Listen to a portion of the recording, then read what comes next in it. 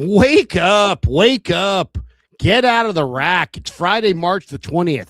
Hey, look, if you don't want to get out of the rack, at least you got day 2 of the tournament.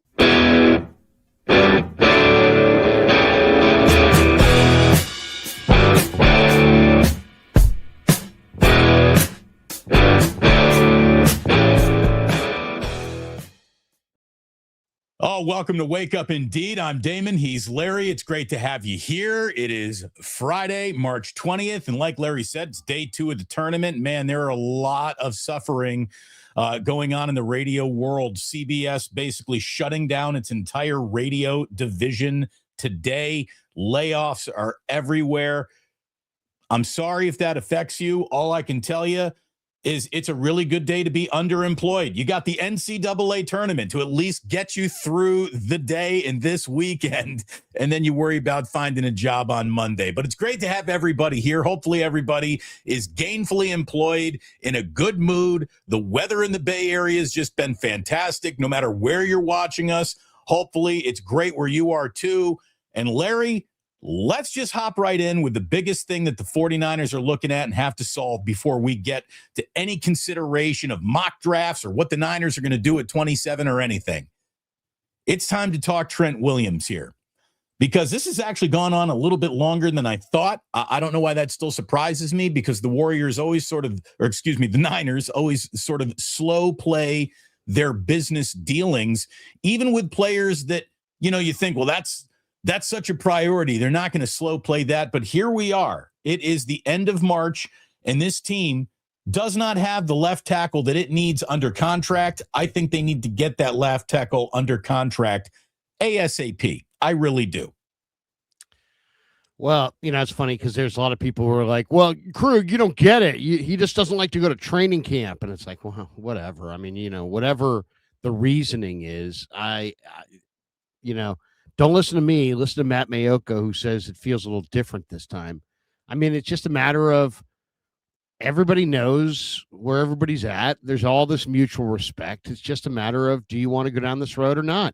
Do you want your choices? You're not going to release the best tackle of his era. So your choices are find a trade partner or extend him. And if you're extending him, you're not getting a hometown discount. He's going to want full fare, full boat. So you got to decide. Either you really, really want Trent Williams and you're willing to have a mountain of dead cap, even post his career, year 1 or 2 of his retirement. Or, Bill Barnwell suggested a nice little compromise. Maybe they can come to some kind of a compromise, or you're going to trade him. And I would imagine that Houston and Kansas City would be the teams that would be out there. You're not going to get fair value for a 38-year-old left tackle as good as Trent Williams. So these are all tough decisions. My guess, they've always caved when it comes to Trent. So my guess is they'll always cave, but it does feel different. And like, if there was an announcement today at some point that the 49ers had traded Trent Williams to some team for some offensive lineman and some draft choice, would I sit there and be like, oh my God, I'm stunned? No, I'm not. I won't be. It could happen today. Be stunned, Larry, but I will tell you right now, that is the single fastest way to take yourself from a contender to out of contention. It is self-sabotage on a level that I think would just doom the entire upcoming football season. Of course, you'd have your moments of, hey, they still look good. Hey, this guy's getting it done. But when it comes down to it, Trent Williams is too good to walk away from, period. The only thing that's gumming up the price point of this is the man's age. Otherwise, if we're just going by performance, you are how you perform. Here's who Trent Williams still is in the NFL. These are 5 facts. These are not my opinions. This is not my feelings. These are the facts. Fact number 1, he's still the best left tackle in football.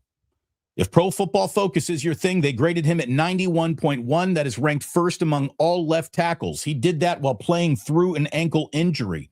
There is no reasonable argument that any available replacement, any available free agent, any available draft pick would enter the 2026 season as ready to play football as Trent Williams will be ready to play football. So that is the first negotiating point that Team Williams is putting on the table. Forget about the age. This is still the tallest tree in the forest, and you need him. You need his shade across your offense. Number two, the 49ers offense is measurably worse without him. The data is in. In games where Williams missed in 2024 and 25, San Francisco's offensive line pressure rate spiked. Brock Purdy's pocket time dropped, and his presence directly correlates with all Brock Purdy metrics that we lean into to explain why Brock Purdy is so much better at this than anybody wants to. Brock Purdy's efficiency is completely tied into the protection he gets from Trent Williams. I got a few more points, but do you want to react to any of that before we move along? Well, I mean, there's no reason. I mean, save your points. I mean, we all know what we're talking about here. We're talking about the best left tackle of his era. Yeah, you're not going to be better if you move on. But here, this is the bottom line. You can't go down these roads forever. At some point, you're going to have to cut bait, or at some point, he's going to take a step back and not be that great. That's the other thing. I mean, the bottom line is he's got a $10 million option that's due today. It would add $2.5 million to the cap for the next 4 seasons. Here are the scenarios. They could rework a contract with him today. They could, decide to push it back a day or two to give them more time to talk.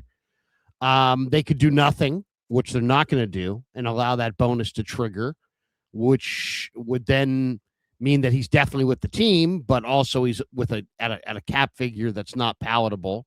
So that would probably mean that some kind of restructure would have to probably come down the pike at some point.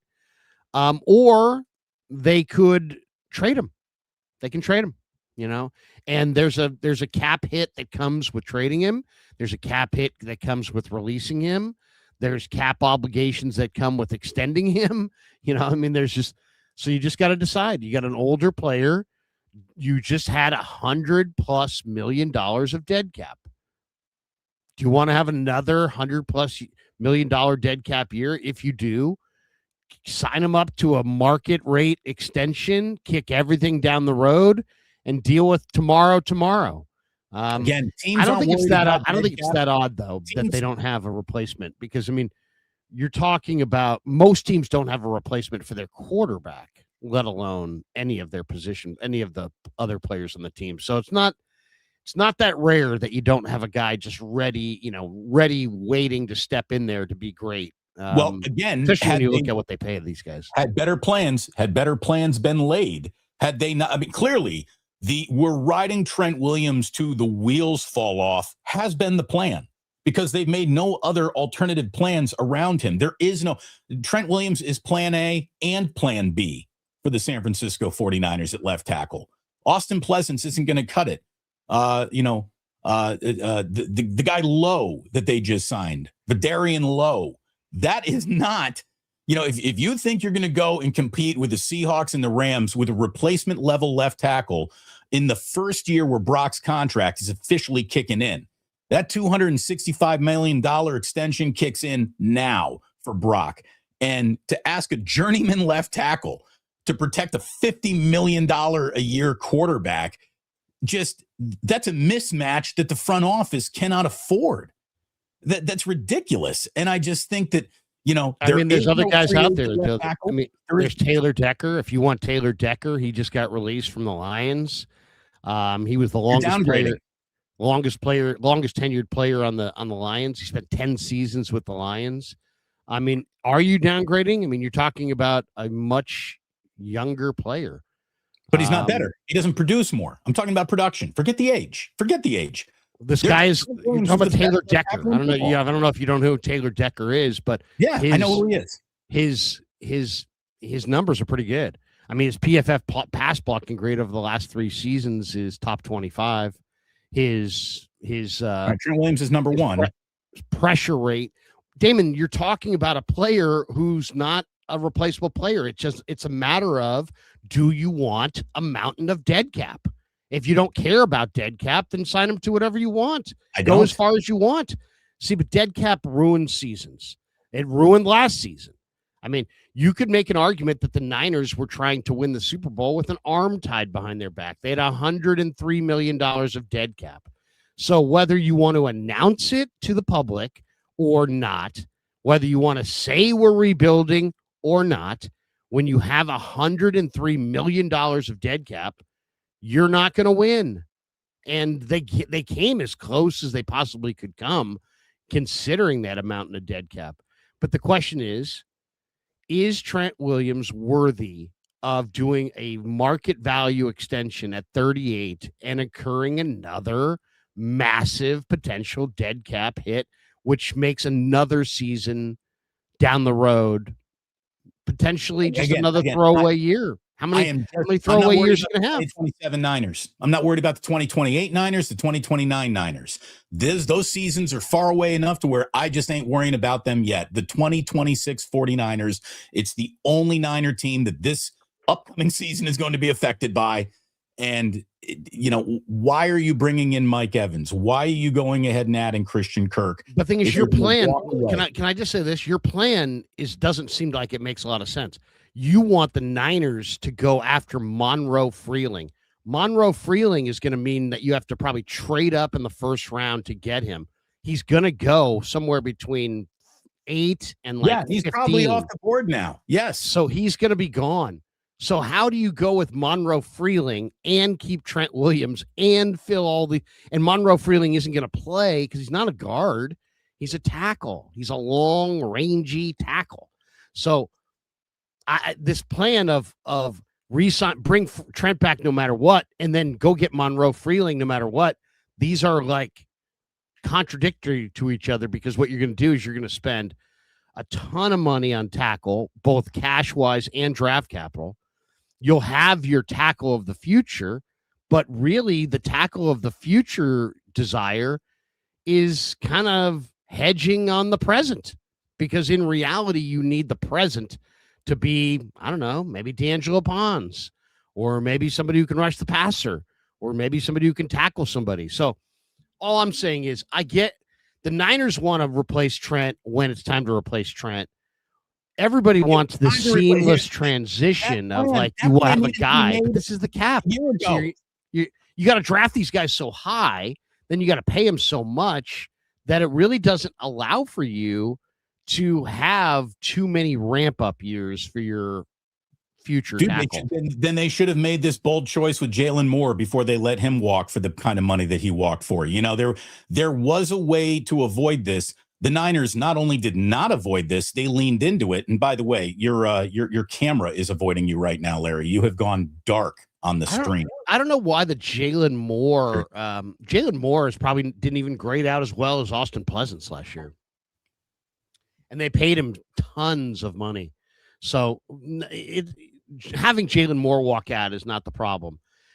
I don't know that the Niners feel like they've got, with Trent and McKivitz and Pleasance, they've got tackle covered in the present.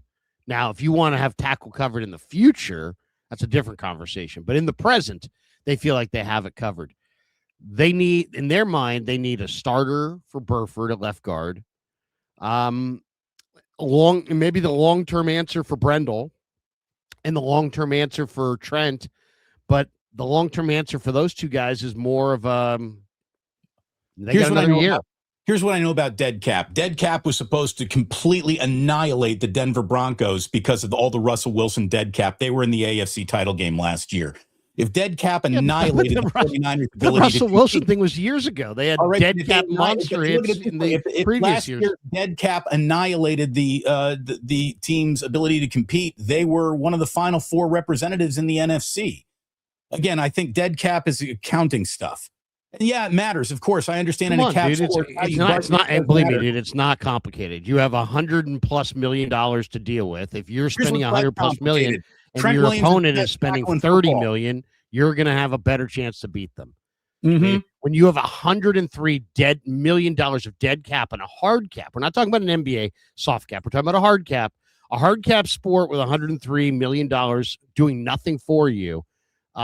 is a sentence. The fact that the Niners got the record they got is really more credit to an incredible coaching staff, a horrible schedule, and some pretty good quarterback play. I mean, let's be honest. Between what they got out of Brock Purdy at the end, what they got from Mac Jones in the middle, the Niners got great quarterback play. They got elite coaching. They had an amazingly easy schedule on paper. They played a lot of dog meat teams, and they found a way to win 12 games. But in a hard cap sport with 103 million of dead, I mean, it's not like you have to be analyzing it. There's only the cap's only 175 million. Larry, if they resign Trent Williams today, if they get a deal done, you're going to do a video that says this is the right thing to do. So why are you even arguing with me now? No, I'm not. This is the right thing to do. If you I'm not going to do a video. I'm not going to do a video saying this is the right thing to do. I've got a video right now that I'm working on that says that it is time for the 49ers to rip off the Band-Aid, and this is a great draft for them to invest in their future guard, center, and tackle, and they should. So I'm not in the big mountain of dead cap idea. Now, I'm not Lombardi, okay? I don't sit there. I'm not one of these content creators that I need to align with the Niners. I don't give a fuck. I don't care. I've disagreed with the Niners plenty, and I will continue to. I'm not one of these guys that just aligns with whatever the power teat is doing. There's lots of people that do that. Lots and lots and lots and lots of people. They just say they love every move. I hate. There's one guy. He's a nice guy. He's on Niner Twitter. I won't name him, but every single time they do something, it's like, you know what? That was the right move. Over heels. They're very, very excited. I mean, there's lots of people. There's some of the biggest Niner content creators. When the Niners do a misdirection, so all they do is they just read the tea leaves and I'll just read the tea leaves. It's really easy to read usually if you have any ability at all. So they'll sit there and they'll read the tea leaves. Well, guess what? They get screwed when the Niners double down. Well, the Niners don't double down or reverse course very often, but they did last year, right? So there were lots of people after they signed, Kyle Juszczyk, were like, it was after they got rid of him. It was the right move to get rid of him. It was the right move to get rid of him. Those same people were doing videos literally a week later. It was the right move to get rid of him and then have his market crater and then to bring him back at the figure, Yeah, so I honestly, in other words, they did it exactly right. I don't care. I don't care what anyone's saying. Here's what I know, and here's why I talk about the offensive line all the time. It's the most important thing you can do on a football field. You do not get a better offensive line this upcoming season by walking away from Trent Williams. All the numbers that fall around that, no matter where you want to say the numbers fall, into the good pile, the bad pile, good investment, bad investment. What I do know is the Niners are at their best with Trent Williams starting at left tackle next year. Brock Purdy will be at his best with Trent Williams starting at left tackle. If you lose Trent Williams, you lose the number one graded left tackle in football. Doesn't sound like a good idea to a team that wants to compete. You lose Brock Purdy's blind side. That doesn't sound like a good idea who wants to keep a team who wants to keep a $50 million quarterback protected. You lose Christian McCaffrey's running lanes. He runs to the left more than he runs to the right. Why is that? It's because Trent Williams has a 92 run blocking grade, the best in football at his position. And you want to do an awful lot of things.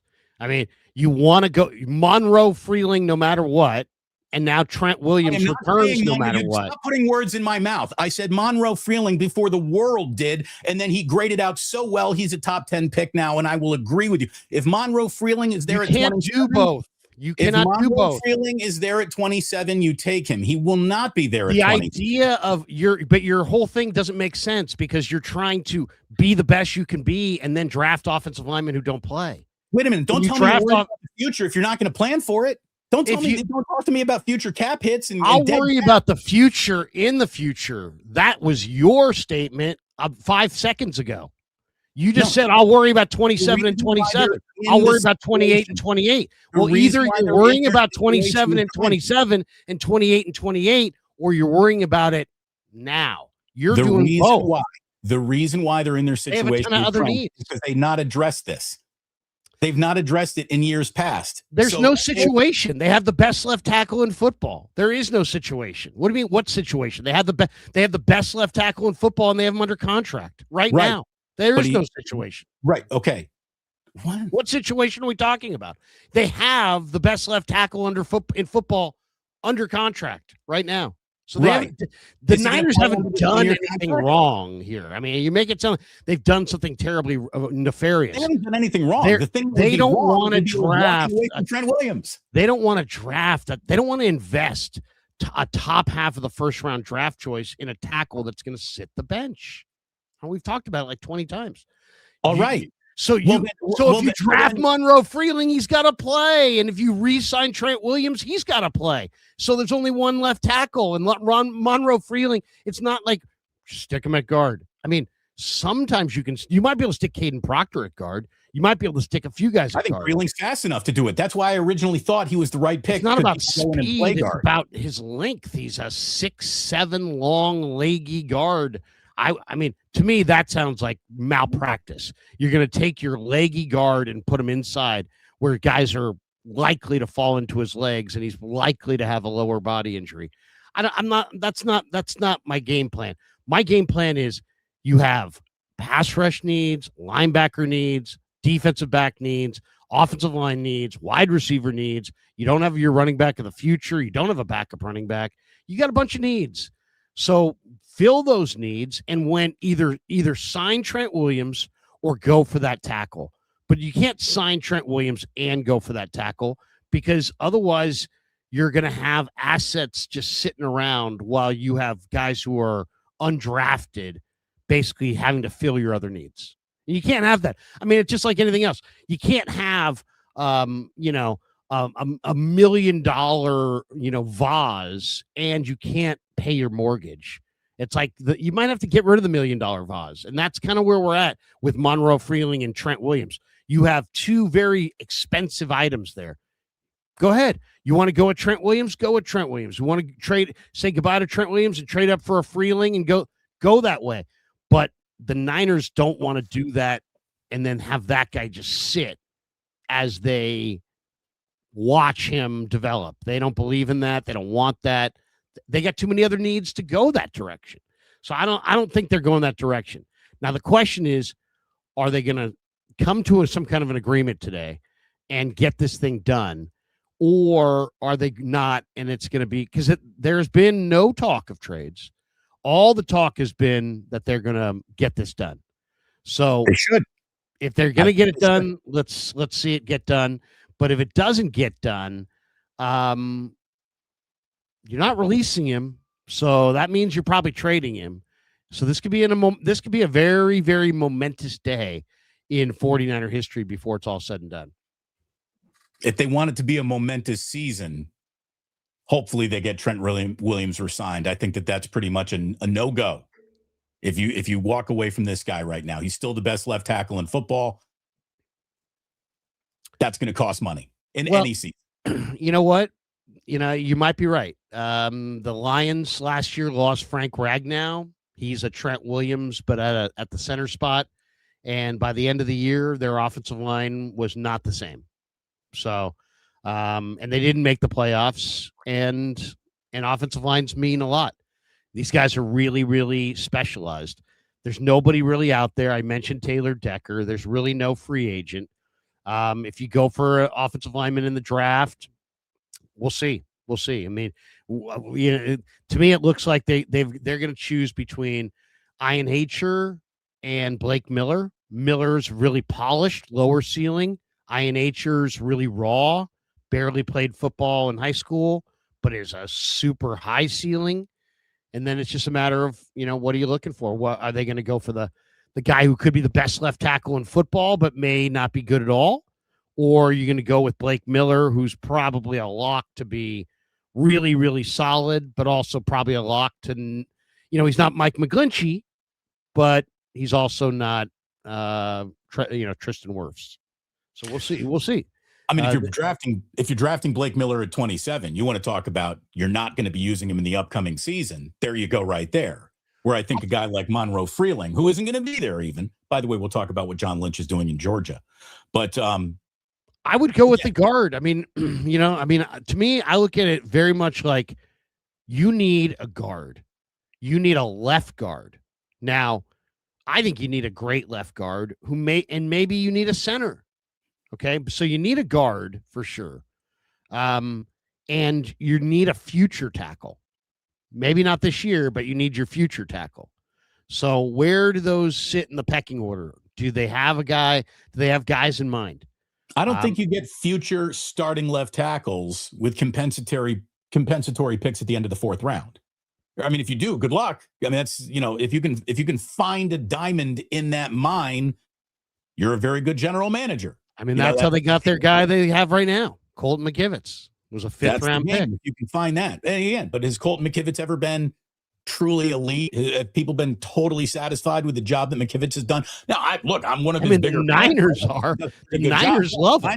But the Niners like Jack Brendel too. So, whatever. Yeah, I mean, I will say this. I have stumbled on a guy in the draft that I think is really, really special on the offensive line. Jake Slaughter, Florida. His name's Fabechi Owewu from Oklahoma. And he was all conference guard, played center this year in the Shrine game, started at North Texas, transferred to Oklahoma, 2-year starter at Oklahoma. This guy can play. He played right guard and right tackle in college, but he can play left guard, center, or right guard. He played center at the East-West game. He did not allow a sack all year. He allowed 2 pressures in pass protection all year. Super high character kid. He won the Don Key Award, which is a big momentous award for Oklahoma offensive linemen. He won the Pat Tillman Award at the East-West Shrine game. He's a very special kid.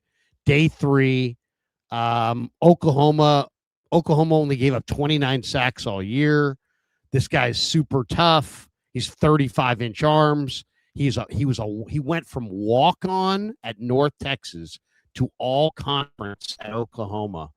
I love this kid. Fabechi Owewu. He's probably going to be maybe late 3rd, maybe early 4th, maybe 5th. He's in that 3 to 5 round range. And to me, this is your plug and play starter at left guard. Steps in for Burford, play him there for a year, kick Brendel out probably midseason, and move this guy from left guard to center. And this is your dominant center of the future. He's 315 pounds. He's strong as hell. He's got really, really long arms. He's very smart, very athletic. And he's tough. I mean, you got to be able to move Leonard Williams and Byron Murphy. Well, if you're looking to go guard early, I mean, Oregon's Pregnon is probably I love Pregnon in that range. Yeah, I think he's in that range. I think he's doable at 27. I think you get him there. I think they probably going. My guess, I mean, who knows? It's all guesswork. I think they're going edge rusher, probably, or maybe even wide receiver. But I think it's probably edge rusher, wide receiver, lineman, offensive lineman. We shall see. And there's also trade potential. I'd like to see the lineman prioritized no matter what. I'm on record there. It doesn't need to be Monroe Freeland. Monroe Freeling's a top 8 pick. He's gone. And by the way, I'm sure that everyone who was down at Georgia's Pro Day, which John Lynch was, and let's talk about who and maybe what John Lynch was looking at Georgia's Pro Day. Monroe Freeling, look, there's a reason why I got a crush on this guy. I think he's going to be very special. I had one crush on the offensive line last year was Armand Membu. I felt justified in that. I feel justified in this. We'll see. But the players that I think that John Lynch is really there to watch. I mean, obviously there's a ton of talent coming out of Georgia, but I think he's down there to really take a good look at CJ Allen, the linebacker, who's got a first round prediction on him, but you can't find him in the top mocks right now because he skipped the combine. He didn't go at the combine. He missed all of his workouts. So he fell out of a lot of top 32 picks in mocks, but he is a real player. And if he has a big pro day at Georgia, I think John Lynch might be really interested in linebacker CJ Allen. And the other guy that I think he's down there to check out is Oscar Delp, their tight end, who is a day 2, but could be a day 3 guy for the 49ers. So I think those are the 2 players that he's most interested in checking out. And then they got this, Dylan Bell kid, who's a little bit of a Debo hybrid. He's a wide receiver. He's a running back. He's a weapon that I'm sure Kyle Shanahan could dream about drawing some plays up for. Who do you think he's down there checking out? Well, I mean, George is so loaded, but Kristen Miller is really tight with Trent Williams. And he's a really good defensive tackle that has a lot of talent. They draft a lot of defensive tackles. They draft a lot of big boys. They said defensive front, so it makes me think that defensive front guys would be what they're looking at. But if Kristen Miller were the right pick, and I think he's good. Yeah, I think it would be a good pick in the second round. But Osio Odigizua is the reason why he's not your first round choice, right? Well, no, I mean, I don't necessarily agree with that. I think that they have a lot. Osa's very talented for sure, and he's that. It's the one thing there's a lot unknown this year. The unknown is tied to Raheem Morris. We don't know exactly what Raheem Morris wants because Raheem Morris last year drafted 2 rushers, but they were both 240-pound guys. Are the Niners going with smaller rushers? Maybe they're going for Cassius Howell. Out of A&M. I got to tell you, the more I look at him, the more I do like him, and the more I think he could fit. I mean, he's the SEC Defensive Player of the Year. But, I would say it's either about Kristen Miller, who's a gigantic tackle from Georgia, who I said is really tight with McKell, and I think the Niners could be looking at him. It could be, you're right, it could be C.J. Allen, the linebacker. I mean, one of the other needs of the Niners is that they used to have great linebackers, and they don't have a great young linebacker. And there's no doubt that Allen is a great young linebacker. But then watching the workout yesterday, yesterday was the pro day.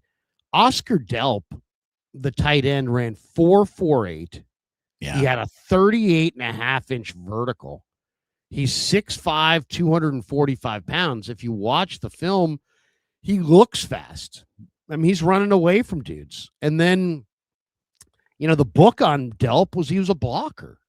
So, he's known as a blocker, but he's got lower body explosive traits. That 38.5-inch vert, that's a wide receiver number. That's a huge vert for a almost a 250-pound man. And then to run sub 4.5, Delp might be going in the second round. So I would say he might have been there for Delp. He might have been there for Kristen Miller. He might have been there for your guy, Monroe Freeling. He might have been there for C.J. Allen. It's hard to say. I mean, Dalen Everett, the corner, it was a 5-star corner. Dylan Bell is a converted running back who's got a lot of Debo-like traits. They have another receiver named Colby Young, who's 6'5" and tested out amazingly at the combine. So Zachariah Branch. It could be Zachariah Branch. It could absolutely be Zachariah Branch because, Shanahan has said, I think the Niners, first of all, you always wonder what's the Niners theme, and it's hard to know, right? It's hard to know what a team's theme is. They don't share it with you, but this is a copycat league. And to me, the number one attribute of Seattle's championship is their dominance of explosives. They get them on offense and then they eliminate them and minimize them or completely eliminate them altogether on defense. So Zachariah Branch is a 5'9", 175-pound receiver, but he's a very electric mover. He ran 4.36. He put up 20 reps of 225, so he's very strong. I could totally see them going something else early and then trading back into the third round or trading back from the second round, winding up with a pick in the third round and taking Zachariah Branch because I think they want that return guy replacement. The other one that was really interesting that came up yesterday, the story that came up yesterday, we hadn't hit on this, is the Niners are having a 30 visit with KC Concepcion. Yeah. And KC Concepcion in the draft guides, I was looking at the player comp, they compare him to Christian Kirk. And in a lot of ways, I can see why. They're very similar players, but Casey Concepcion in round 1 and then an edge rusher in round 2, that could be the way they go. Or they could go Cassius Howell, edge rusher in round 1, maybe receiver in round 2. If it was up to me, I would trade back. To me, the safest play is trade back a few spots, 3 to 5 spots if you can. And you say, well, who wants to trade up?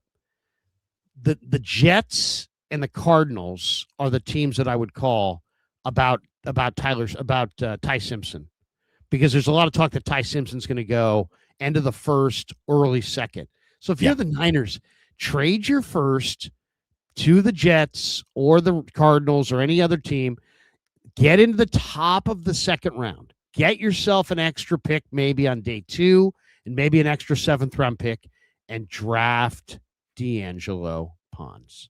I'm glad you brought this up, because there are 3 mechanisms which would I really think trigger that. We're trading back at 27. We're picking up more picks. The number one thing would be Ty Simpson falling to the end of that first round, and some teams saying, look, man, we want to come up and pounce on a quarterback and get another year that we got control of him. Right. And that's why they would do it. Right. If somebody trades up to 27 for Ty Simpson, I think the Niners got to jump on that opportunity. If Aaron Rodgers decides to retire and the Steelers are looking for a quarterback, flipping Mac Jones to the Steelers could do it. And there is a story today that would maybe open up the possibility of a Mac Jones trade to the Arizona Cardinals, although you'd think that within the division, it's not what the Niners want to do. But again, they can't wait around for perfect when pretty good comes their way. Did you see the story today that even though Arizona might be interested in bringing Jimmy G as their starter, Jimmy G might be more interested in going to Green Bay to back up Jordan Love? Which is so crazy, because Jimmy G grew up in Chicago. Dude, if that is true, that says so a Bears much. Fan. Well, but that also says so much about where he is in his competitive mindset. I would rather be an NFL starter than an NFL quarterback, pretty much in any situation if I'm an NFL quarterback. But if he's like, I'd rather back up Love than start for the Cardinals, that probably tells you where Jimmy's career is in his own mind. So you're either trading Mac Jones to the Cardinals or the Steelers, or you are pouncing on the team that wants to come up for Ty Simpson. And you better do it, because I'm sure there are a few other teams that are sitting at the back of that first round that would like to be the dance partner for the Rams. Yes. So this is one of those things where if you're going to do that, you better get aggressive at shopping that pick. Don't wait till the customer walks into your store looking for it. John Lynch needs to be shopping that pick now. But let's get back for a second to Pons, because I do want to touch on Pons. I know there have been a lot of Niner fans that have been really critical of me for saying go get Pons. Okay. And I get it. I don't know why. He is one of the best corners in football. Well, because he's a corner. Because he's a corner and he's short. And I get it. People are saying, come on, Krueger. They have all these other needs. And I get that. But guess what? They needed a wide receiver, and they drafted Ricky Pearsall, and they still need a wide receiver. They needed an edge rusher, and they drafted McKell, and they still need an edge rusher. So, D'Angelo Pons has the best film of any corner I've seen in a long, long time. I watched him. I went down a rabbit hole this week for about 40 minutes and watched him, all the different interviews, the workout, his 40 at Indy, all of his combine stuff. There's nothing not to love. He is an amazing player. I would say, we're talking about, as a tester, 43.5-inch vertical. As a producer, 7 interceptions and 33 PBUs in 3 years. I say this without reservation, Larry. Indiana does not compete for a Big Ten title or win a national championship without D'Angelo Pons. He had a 3.8% missed tackle rate this year, which was incredible. And yet, on average, Damon, guess where D'Angelo Pons sits in the mock draft database, does an average of all the different mocks that are out there of note. Guess where the average spot is where he goes in the draft. 46 to 56. Yeah, right there. 51. 51st. So I'll say this. I've watched a lot of players, and corner is such a vitally important position. And you have to have great corners. Okay. And the difference between 5'8", 5'9", 5'11" doesn't mean squat. Absolutely means nothing. Talk about a gigantic conversation about nothing. Oh, you know what? No, this guy is too short. He's 5'9". This guy's totally not too short. He's 5'11 and a half. What? Shut up. I mean, seriously, shut up. D'Angelo Pons at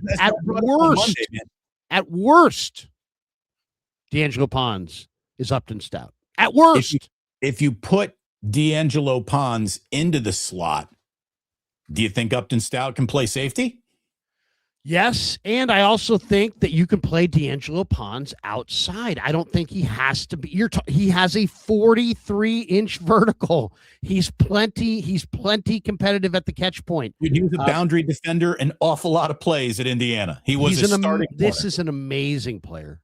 This is not a good player, not a great player. This is one of the better corners I've seen in the last 5 or 6 years. The Niners have effed up the number 1 pick so often, trying to serve all these masters, trying to fill all these needs.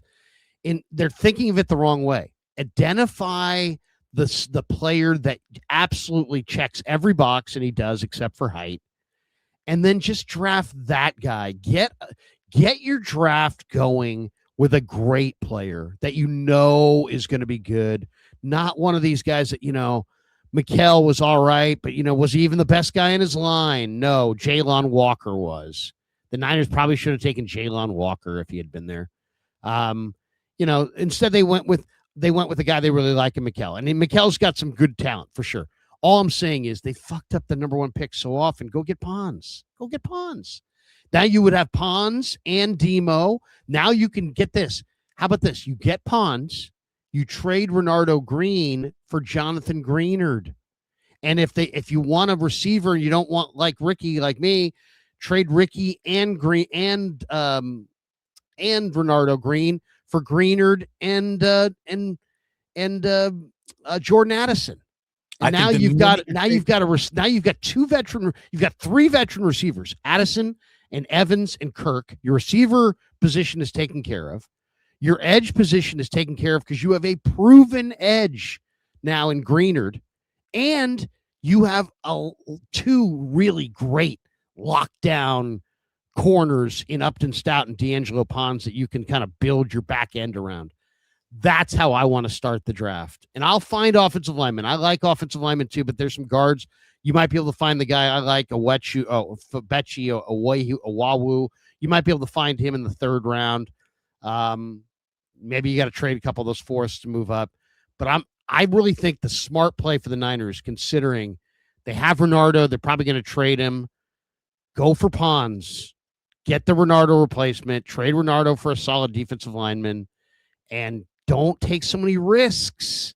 Take the risk factor down several notches.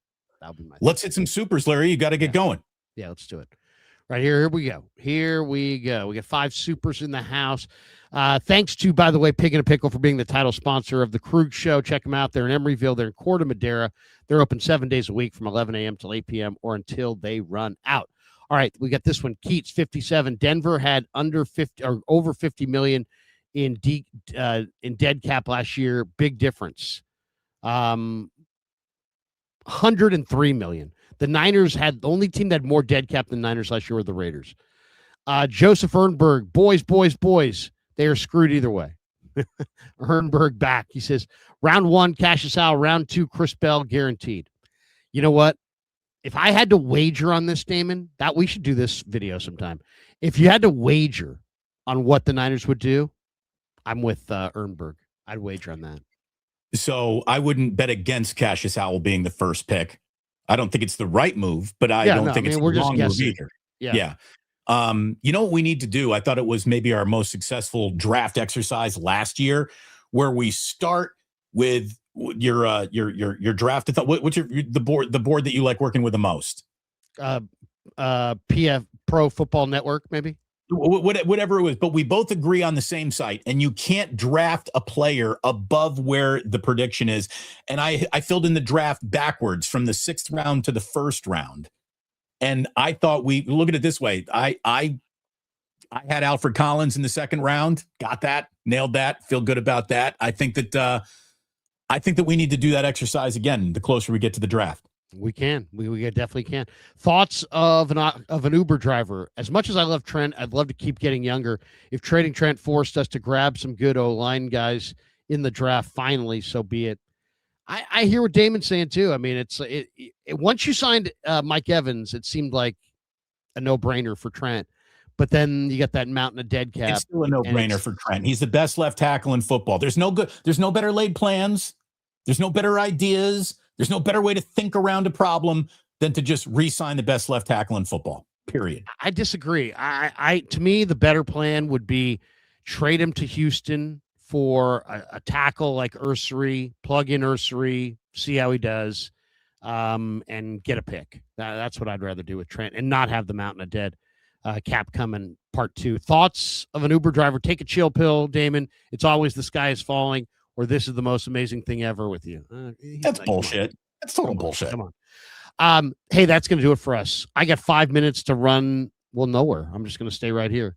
But that's going to do it for us. Thanks to Pig and a Pickle for being the title sponsor of the Krueger Show. Check them out. They're in Emeryville. They're in Corte Madera. They're open 7 days a week. Thank you to Novato Chevrolet. The only Chevrolet I will drive is a Novato Chevrolet. Thanks to Habbas Law. They're paying for pet adoption fees at the San Jose Animal Care Center, Saturday, March the 28th. Really cool, all day long, 10 to 4. That's at 2750 Monterey Road. And thanks to them as well. And then, of course, thanks to the Alomar Marina. If you want to float and dine, 5999 Garden Highway, alomarmarina.net on the web. Damon, go ahead, shout out your sponsors. I just want to say thanks to Ike and Ike Sandwiches. Today, if you buy a first sandwich, your second sandwich is only $8 when you use promo code Ike B-Day. Next Thursday is Ike's birthday. Then your second sandwich will be $4.80 because he's turning 48. I see what he's doing there. But today, your second sandwich, only $8 if you use promo code Ike B-Day. When you are eating at Ike's today, and hopefully you will. Thank you very much for hanging out with us. Thank you for being a part of this. Like and subscribe on your way out if you haven't. For Larry, I'm Damon. Goodbye.